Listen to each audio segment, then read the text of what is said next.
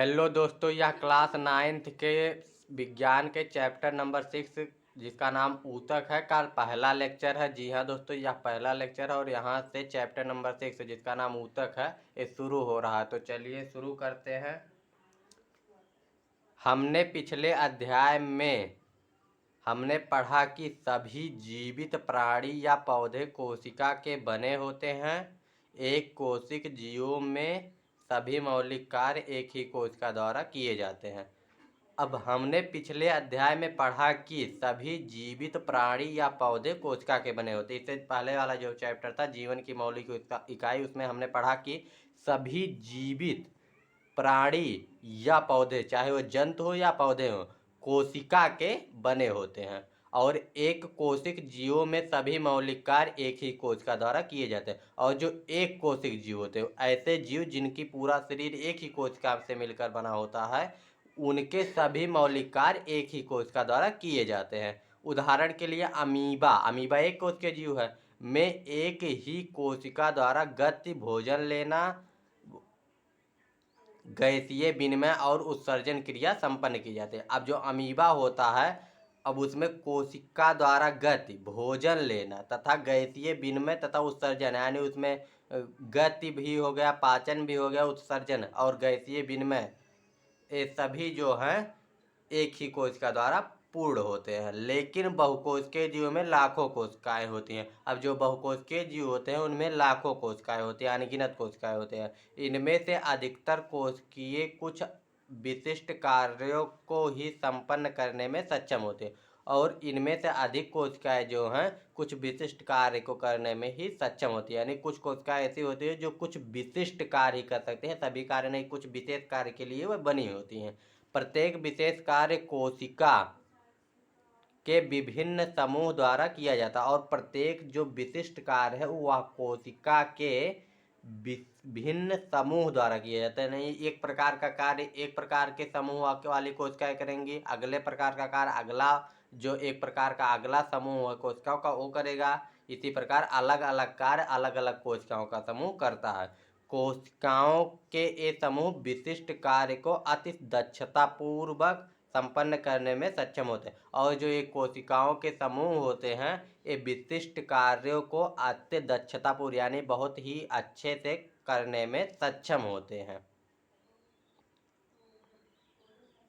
मनुष्यों में पेशीय कोशिका फैलती और सिकुड़ती है जिससे गति होती है। अब मनुष्य जो होते हैं उनमें जो पेशीय कोशिका होती है, अब ये कोशिकाओं का एक प्रकार है, आगे मिलेगा। पेशीय कोशिका फैलती है और सिकुड़ती है जिससे गति होती है। अब ये पेशीय कोशिकाएं पैरों में पाई जाती है और ये जब फैलेंगी सिकुड़ेंगी जिसके द्वारा मनुष्य गति करता है। तंत्रिका कोशिकाएं संदेशों की वाहक होती है और जो तंत्रिका कोशिकाएं होती हैं ये संदेशों का वाहन करती हैं। रक्त, ऑक्सीजन, भोजन, हार्मोन और अपशिष्ट पदार्थों का वाहन करता है। अब रक्त भी एक प्रकार की कोशिका है, तो रक्त ऑक्सीजन, भोजन, हार्मोन और अपशिष्ट पदार्थों का वाहन करता है। कोशिका में जो अपशिष्ट होते हैं वो रक्त में ही बहा दिए जाते हैं और रक्त उनको अलग अलग अंगों तक पहुंचा देता है जहां से अपशिष्ट पदार्थ शरीर के बाहर निकल जाते हैं। पौधों में वाहक नलियों से संबंधित कोशिकाएं भोजन और पानी को एक जगह से दूसरी जगह ले जाते हैं। अब जो पौधों में है उसमें वाहक नलियों से संबंधित जो कोशिकाएं होती है, और चाहे जाइलम हुआ या फ्लोएम हुआ, पानी को एक जगह से दूसरी जगह ले जाते हैं। अतः बहुकोशिकीय जीवों में श्रम विभाजन होता है। अब इसका मतलब ये हुआ कि कुछ विशेष कोशिकाएं कुछ विशेष कार्य के लिए बनी होती हैं, यानी अलग अलग कोशिकाएं अलग अलग कार्य करके श्रम का विभाजन कर लेती है। शरीर के अंदर ऐसी कोशिकाएं जो एक तरह के कार्य को संपन्न करने में दक्ष होती हैं सदैव एक समूह में रहती हैं। और शरीर जो बॉडी होती है हमारी, या पौधों के शरीर हुआ या जंतु का शरीर हुआ, उनके अंदर ऐसी कोशिका जो एक तरह के, यानी ऐसी कोशिका जो एक ही तरह के कार्य करने में दक्ष होती हैं, वो एक समूह में रहती हैं। यानी एक तरह के जो कार्य करेंगे वो एक समूह में रहेंगे, दूसरी तरह के जो कार्य करेंगे दूसरे समूह में रहेंगे।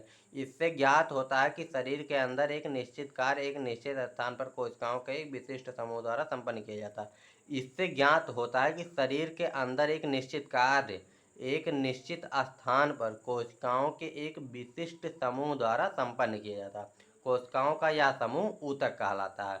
अब जो एक निश्चित कार्य एक निश्चित स्थान पर एक विशिष्ट समूह द्वारा किया जाएगा, तो ये कोशिकाओं का ये जो विशिष्ट समूह है जो किसी एक विशिष्ट कार्य के लिए होता है, इसे ही ऊतक कहते हैं। ये ऊतक अधिकतम दक्षता के साथ कार्य कर सकने के लिए एक विशिष्ट क्रम में व्यवस्थित होते हैं। और जो ये ऊतक होते हैं एक अधिक दक्षता यानी जितना ज़्यादा से ज़्यादा क्षमता में कार्य करने के लिए एक विशिष्ट क्रम में व्यवस्थित होते हैं। रक्त, फ्लोएम, पेशी ऊतक के उदाहरण है, यानी रक्त हुआ, फ्लोएम हुआ, पेशी, ये सभी ऊतक के उदाहरण है।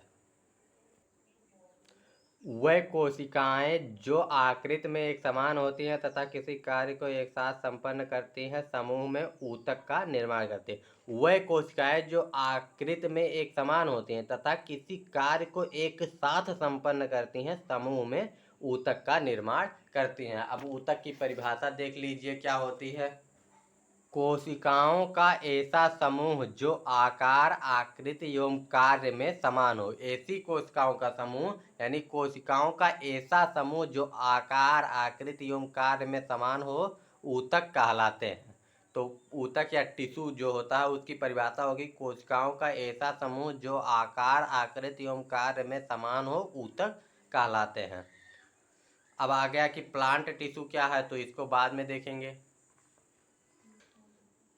6.1 है, क्या पौधों और जंतु एक ही तरह के ऊतक के बने होते हैं? क्या आप बता सकते हैं कि पौधे और जंतु एक ही तरह के ऊतकों से बने होते हैं? कमेंट में ज़रूर बताइएगा। चलिए आगे देखते हैं कि क्या पौधे और जंतु एक ही तरह के ऊतकों के बने होते हैं। आइए हम विभिन्न ऊतकों की संरचनाओं और उनके कार्यों की तुलना करें। क्या पौधे और जंतु की संरचनाएं समान होती हैं? क्या पौधे एवं जंतु की संरचनाएं समान होती हैं? बिल्कुल नहीं। आप में और आम के पेड़ में कुछ अंतर ही नहीं है। ऐसे ही देख सकते हैं कि क्या क्या अंतर है, तो इनकी संरचनाएं समान क्या हुई? क्या दोनों समरूप कार्य करते हैं? क्या जो कार्य आप कर सकते हैं वह आम का पेड़ कर सकता है क्या, या जो आम का पेड़ कर सकता है वो आप कर सकते हैं? सीधे सोच लीजिए। दोनों में स्पष्ट अंतर होता है। अब आम का पेड़ चल नहीं सकता, आप चल सकते हैं।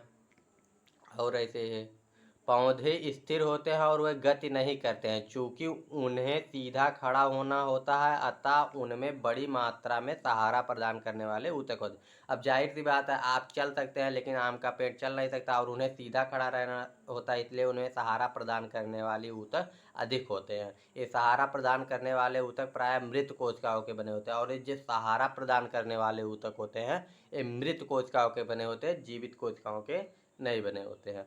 दूसरी ओर जंतु भोजन साथी और आश्रय की खोज में इधर उधर विचरण करते हैं। और दूसरी ओर जो जानवर हैं वो जंतु भोजन साथी और आश्रय यानी आश्रय की खोज में इधर उधर विचरण करते हैं, यानी वह स्थिर नहीं रहते हैं। ये पौधों की अपेक्षा ऊर्जा का अधिक उपभोग करते हैं और जंतुओं के अधिकांश ऊतक जीवित होते हैं।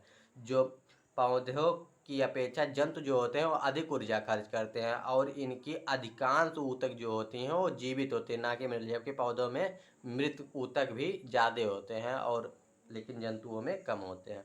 जंतु और पौधों के बीच उनकी वृद्धि के प्रतिरूप में एक और भिन्नता है। अब जंतु और पौधों के बीच में जो भिन्नता है, वृद्धि के प्रतिरूप में एक और भिन्नता है। पौधों की वृद्धि कुछ क्षेत्रों तक सीमित रहती है। पौधे जो होते हैं उनकी वृद्धि कुछ क्षेत्रों तक सीमित रहती है, जबकि जंतुओं में ऐसा नहीं है। पौधों में कुछ ऊतक जीवन भर विभाजित होते रहते हैं। ऐसे ऊतक कुछ क्षेत्रों तक ही सीमित रहते हैं, और जो ऊतक जीवन भर विभाजित होते रहते हैं वह कुछ ही क्षेत्रों तक सीमित होते हैं, यानी पूरे पौधे में नहीं पाए जाएंगे। पौधे के कुछ ही क्षेत्रों में पाए जाएंगे, जैसे जड़ के ऊपरी भाग में, जड़ के एकदम ऊपरी भाग में, और पौधे के तना जो होता है उसके एकदम ऊपरी भाग में पाए जाएंगे, हर जगह नहीं पाए जाते। ऊतकों के विभाजन क्षमता के आधार पर पौधों के ऊतकों का वर्गीकरण किया गया। अब ऊतकों की जो विभाजन क्षमता होती है उसी के आधार पर जो पौधों की ऊतक यानी जो पादप की ऊतक होते हैं उनका विभाजन किया गया है। तो अगर पूछा जाएगा कि पौधों के ऊतक का विभाजन किस आधार पर किया गया है, तो उनके ऊतकों के विभाजन क्षमता के आधार पर पौधों के ऊतकों का वर्गीकरण किया गया है।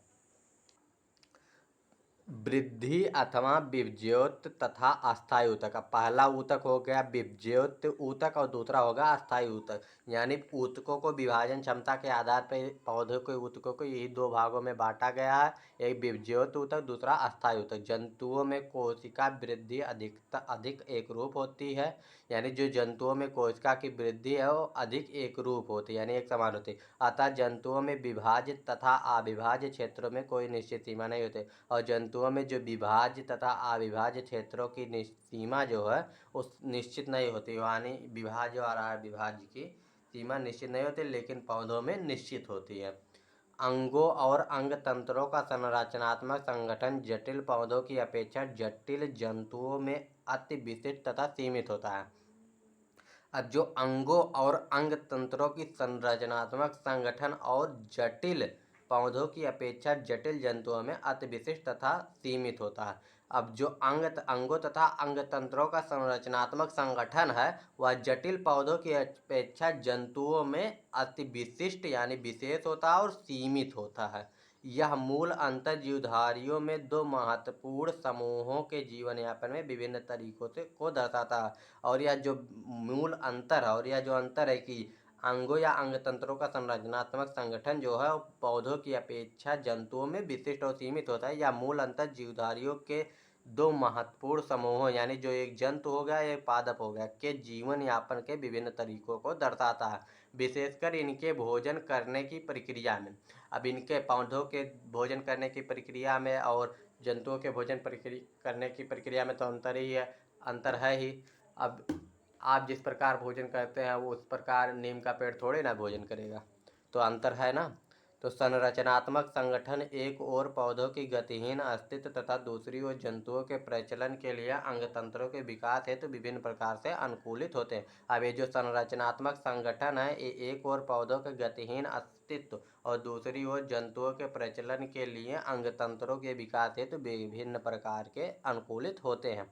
जटिल जंतुओं तथा पौधों के संदर्भ में अब हम ऊतकों के अवधारणा के बारे में विस्तृत चर्चा करेंगे। अब इसके बाद जो है ऊतकों का प्रकार आएगा, पहले पादप ऊतक आएंगे, उसके बाद जंतु ऊतक आएगा, इसके बाद धीरे धीरे आगे बढ़ेंगे। इसके पहले दो क्वेश्चन है, इसको देख लेते हैं। प्रश्न नंबर 1 है कि ऊतक क्या होते हैं। अब ऊतक की परिभाषा आप लोग कमेंट में लिख के बताएंगे कि ऊतक क्या होते हैं। अभी बताया गया बहुकोशिक जीवों में ऊतकों का क्या महत्व, और जो बहुकोशिक जीव होते हैं उनमें ऊतकों का क्या महत्व है, इसका भी आंसर आप लिख के बताएंगे। तो पादप ऊतक, जो पादप यानी प्लांट टिश्यू है, इसमें पहला है विभज्योत ऊतक यानी वृद्धि ऊतक। जो विभज्योत ऊतक कहें इसे वृद्धि ऊतक कहें, तो पहला है 6.2.1 विभज्योत ऊतक या वृद्धि ऊतक।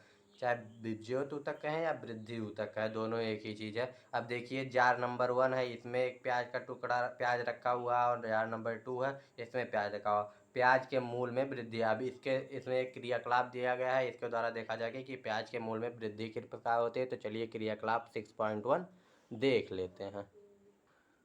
दो शीशे के जार लेते हैं और उनमें पानी भर देते हैं। अब दो प्याज लेते हैं और दोनों जारों में एक एक प्याज रख देते हैं, जैसा कि चित्र में दिखाया गया। अभी चित्र हमने दिखाया है उसी में दिखाया गया है। कुछ दिनों तक दोनों प्याजों के मूल की लंबाई मापते हैं। पहले दूसरे और तीसरे दिनों में मूल की लंबाई माप लेते हैं। दूसरे जार में रखी प्याज के मूल को चौथे दिन 1 सेंटीमीटर काट लेते हैं। इसके बाद दोनों जार में रखी प्याज के मूलों की लंबाई 5 दिनों तक निरीक्षण करते हैं। उनमें हुई प्रत्येक दिन में वृद्धि की माप को नीचे दी गई तालिका में लिख लेते हैं।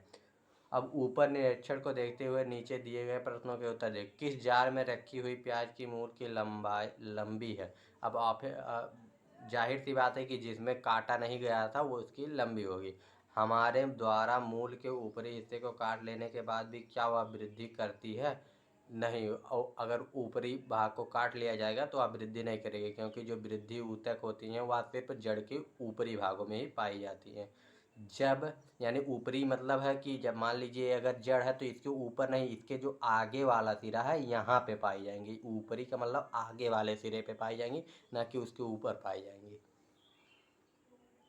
के बाद भी क्या वह वृद्धि करती है, हाँ नहीं, बिल्कुल वह वृद्धि नहीं करेगी। जब हम जार 2 में रखी प्याज के मोल के ऊपरी हिस्से को काट देते हैं तो वृद्धि करना बंद कर देगी। क्यों? क्योंकि जो वृद्धि कोशिका यानी विभज्योतक ऊतक होती हैं वो आगे वाले हिस्से में ही होती हैं, ऊपरी भाग में ही होती है, आगे वाले हिस्से में। तो जब आगे वाले हिस्से को यहाँ से काट दिया जाएगा तो वृद्धि ऊतक निकल जाएंगे। तो जब यहाँ पे वृद्धि ऊतक है ही नहीं तो कहाँ से वृद्धि करेगी? तो आगे देखते हैं क्या दिए हैं। पौधों में वृद्धि कुछ निश्चित क्षेत्रों में ही होती है, यानी पौधों की जो वृद्धि है वो कुछ निश्चित क्षेत्रों में। ऐसी विभाजित ऊतकों को उन भागों में पाए जाने के कारण होता है, और ऐसा विभाजित ऊतकों का उन भागों यानी जिस क्षेत्र में विभाजन होगा उसी क्षेत्र में वो विभाजित ऊतक पाए जाएंगे। ऐसे ऊतकों को विभज्योतक यानी मेरिस्टेमेटिक टिश्यूज कहते हैं। विभज्योतक ऊतक ऐसे ही टिश्यू को कहते हैं जो वृद्धि में सहायक होती हैं भी कहा जाता है। ये विभज्योतक किस भाग में स्थित है?